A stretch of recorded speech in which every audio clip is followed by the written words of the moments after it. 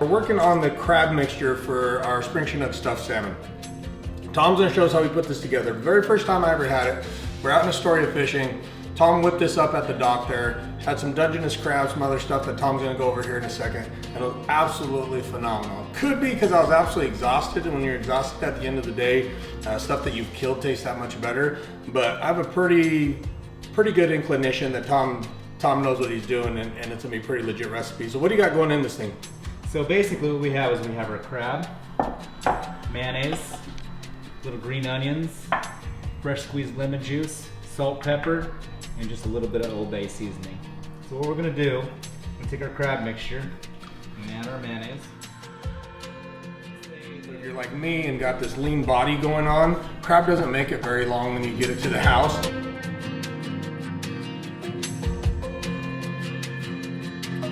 But nonetheless, what else goes in there? Okay, so we're gonna add a little bit of green onions, just a sprinkle, just give it a little color and flavor here. Go with a little bit of fresh squeezed lemon juice. Now I don't like to go a whole lot of lemon juice. I don't want it to really overpower everything, so we'll just give a little squeeze there. And we'll go with our salt. Is this something you serve at your restaurant? It's not. This is just something that it's probably because you don't catch enough springers. Well, probably not, but I could use other fish for it too. A little pinch of salt and pepper. But no, it's just one of those things that we serve it on special occasions. So, you know, Mother's Day, Easter, we'll probably serve it on Easter coming up. So, yeah, but as far as it's kind of a higher end dish, and you know, Tom says it's a higher end dish, and it is. But one of the cool things about cooking that I've found and grown to appreciate, the more you do it, the easier it becomes. And when I say easy, if you notice, Tom's not giving you measurements of anything. And a lot of that just comes from obviously practice and him know what he's doing. But more importantly, put your own twist on it. If you don't like Old Bay, don't put Old Bay in there. You want to put blackening in there, throw blackening in there. You know, there's some flavors that really go well together and some that don't go well together, and you'll figure that out pretty fast. So what it really comes down to, though, is the crab and the salmon. That's, I mean, ultimately that's what we're looking for. What we're gonna do here is I have our crab stuff, our mixture that we made, so we'll stir that up. And I'm just gonna cut it down. And mind you, I left the skin on the salmon, of course. We always want the skin on. What I feel like is we're gonna be roasting in the oven, so the skin just kind of gives a little barrier. It won't cook the meat as quick. So you can just leave that skin on and just go ahead and cook away on it. Are you cutting it all the way down to the skin? I'm just cutting it right down to the skin. Okay. And then we're just gonna take our mixture here. Just gonna put a little in the center.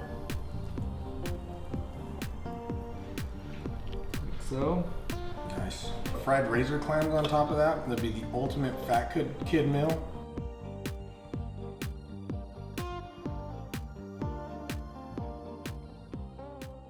Okay, so we're ready to make the sauce now. So basically what it is, it's amaretto, orange juice, coconut milk.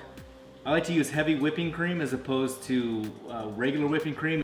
Butter, and then we have nutmeg and ground ginger. I'm just gonna add a little pat of butter here. What we're gonna do is we're just gonna get this butter going, throw in our shallots. We're just gonna sweat these down a little bit. Oniony flavor to that butter.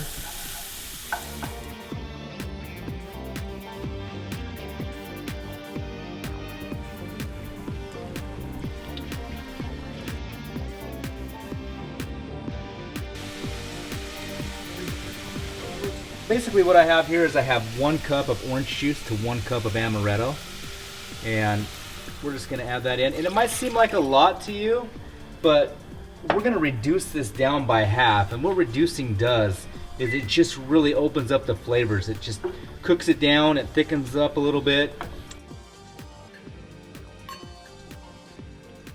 What we're gonna go ahead and do now is we're gonna add our heavy cream and our coconut milk.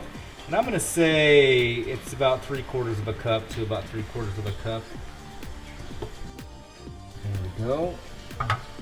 Just gonna give that a little mix. A little taste here, see if we need to add anything to it.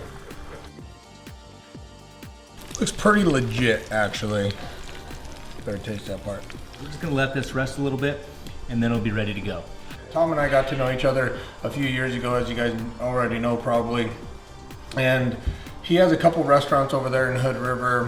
One of them is the Crazy Pepper, and then the other one is Wicked Sushi Burgers and Bowls. They're next door to each other. So he owns both of those restaurants. So whatever you feel like eating, stop by in Hood River and say hi to Tom. Make sure you let him know we sent you in there, and he'll charge you double.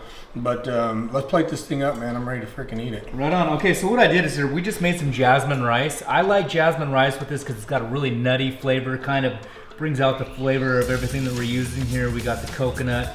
I got some toasted coconut, some toasted almonds, little green onions for garnish on top. So basically I just put the rice into a bowl, kind of firmed it down. We're just gonna sit it on the plate there. That aside. Okay, and then we're gonna take our salmon out. Okay, and we're just gonna put a piece of salmon right on top of the rice here. Okay, and then we're gonna take our sauce. We're just gonna drizzle some of the sauce over the top of the salmon here. And don't be stingy. Just don't use too much on your own piece or you won't have any for your guests. So we're gonna go with that. Okay, so then we're gonna hit it with a little toasted coconut, toasted almonds, and a little green onions. And there you go. That is a crab stuffed coconut amaretto cream sauce over jasmine rice with roasted Brussels sprouts.